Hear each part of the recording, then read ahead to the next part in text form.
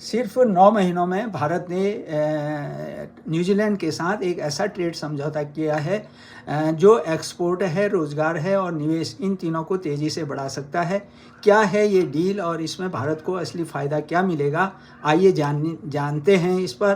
भारत और न्यूजीलैंड के बीच हुआ हालिया मुक्त व्यापार समझौता फ्री ट्रेड एग्रीमेंट इसलिए खास है क्योंकि इसमें संतुलन पर पूरा ध्यान दिया गया है। यानी भारतीय कृषि क्षेत्र की संवेदनाओं को समझते हुए न्यूजीलैंड कीवी, सेब और शहद उत्पादन में भारत को सहायता देगा और भारत में उत्कृष्टता केंद्र स्थापित किए जाएंगे। इस डील का सबसे बड़ा फायदा भारत के निर्यात को होगा।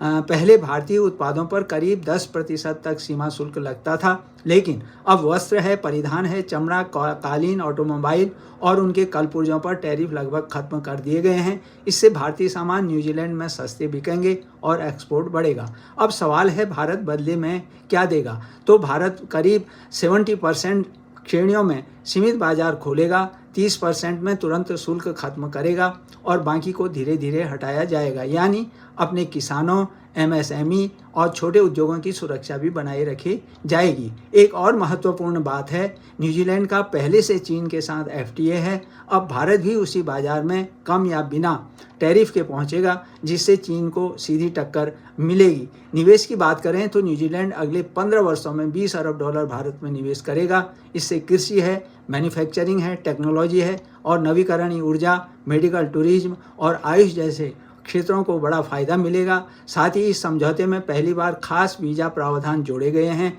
जिससे 100 से अधिक सेक्टर में भारतीय युवाओं को न्यूजीलैंड में काम करने का मौका मिलेगा। आज भारत और न्यूजीलैंड के बीच व्यापार अगर हम देखें लगभग $2.4 अरब का है, जिसे 2030 तक $5 अरब तक ले जाने का लक्ष्य रखा गया है। यह समझौता सिर्फ व्यापार तक सीमित नहीं है, यह भारत को ओशियानिया क्षेत्र में मजबूत बनाएगा, उसको बढ़ावा देगा और भारत को एक ग्लोबल हब बनाने में भी मदद करेगा।